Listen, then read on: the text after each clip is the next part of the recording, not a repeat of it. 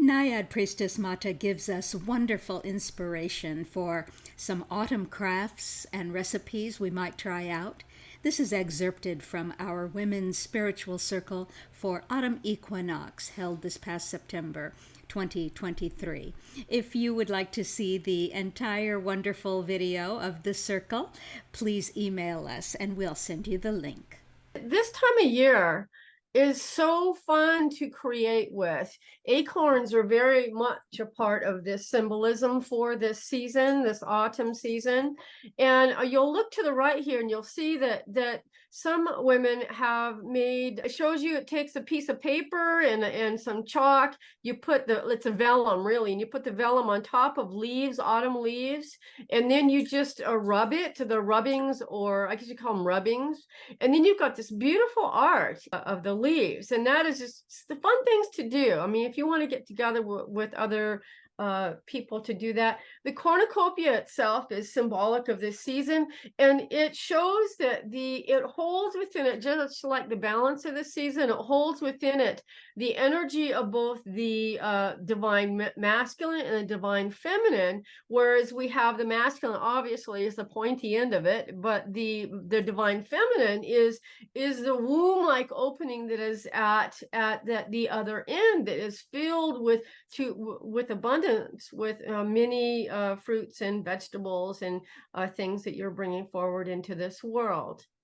Here we have a beautiful altar that has the wheat that we had on our altar at the temple, and all the snake goddess over off to the right here. And butterflies aren't particularly of this season, they're more of spring. However, it is a time of transformation.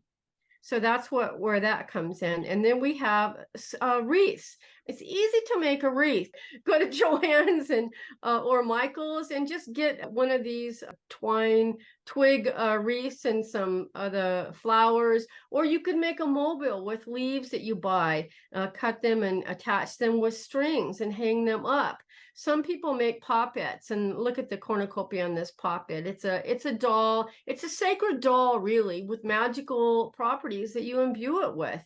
And then off to the right is another type of a mobile that was created.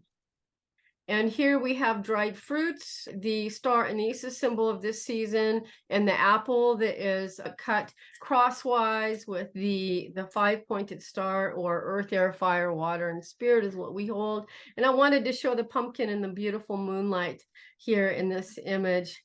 And the corns and gourds and pumpkins, just put them on your altar, and they could be real or not, either way. And the pine cones, they're coming in. They're available on the ground now, along with the incense of the cinnamon and different types of incense that you might use in this season. And here, I love this. She's holding it. It's like a little decoration, like an ornament that she's made on the right with the apples and the pumpkins. And you could just go to, if you wanted to, pick things up as you go on your nature walks and make a garland that is off to the left here. Or you could go to a craft store and buy symbolic images and string it together, tie it together, make something that you can use year after year. And each year is imbued with the energy from the season that you are in, that year that you are in, and the magical work that you made. And then many people make salt dough leaves, cinnamon salt dough leaves. I like to eat anything that I cook or bake, but you can always make them and then string them up, and you can keep from eating them. But if they're salt dough, you don't really want to eat them. But the salt is very grounding, and it is the salt of the earth, and the cinnamon is magical and protective. And of course, I'm making any type of a broom or something out of the husk from the corn.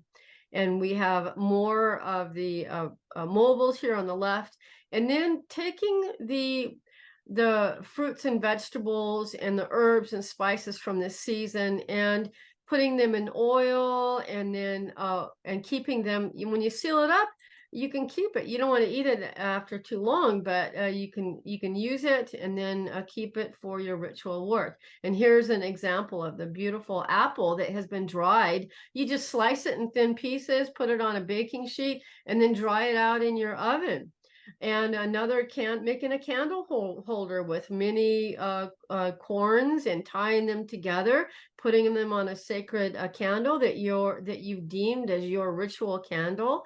It's a wonderful way to do it. And the colors of the season, the reds, and we don't have the purple in here, but this is all the fall and leaves. We've got the reds and greens and golds, and also making, you've seen this in some of the other craft expressions and presentations I've done, where you could take a globe and then just put inside of it things that are magical to you, maybe a stone that you picked up, or a symbol like the key, and then or taking the actual acorns and making your own votive holder like this here on the left, as well as these acorns that were created with the bells. Really fun, and you can find these online as well. And then making something with a sacred whisk for your altar, that at making it out of rosemary. It smells good, it's protective, and then you can also take a small whisk and decorate it as the one on the right and use that for your altar. Anything for your altar deemed specifically for a ritual is holy, sacred, and it holds energy of what you're working on. And here we have some more of the goddess dolls or puppets, you could say, that were created. You can buy these online, or maybe you're creative enough to make them. It would be beautiful. What I love about these apples here, you just take an apple, you core it out, you put a candle, a little candle inside of it, light it up, put them on your altar, and it smells good, and it carries the energy of the season. We have the acorns here again, and we could paint them, as well as our painting rocks with images, and then of course sacred candles that you put together, and making your own light with a Mod Podge, and putting some paper mache the leaves on top of it, and you've got your own votive holder. Mushrooms too are really good for this time. And sacred cooking, like your ciders and your soups, and cleansing sprays and oils that you can create. All of these can be found online. All right. Well, blessed be. Thank you for the opportunity to share this with you. Getting into celebrating and making a creation like this, you're going to feel different. You feel expansive once you do it, and then you're proud of what you do, and it's okay to be proud of the work that you do. All right, blessed be. Thank you so much. Thank you, Mata. Thank you. That was really, really beautiful.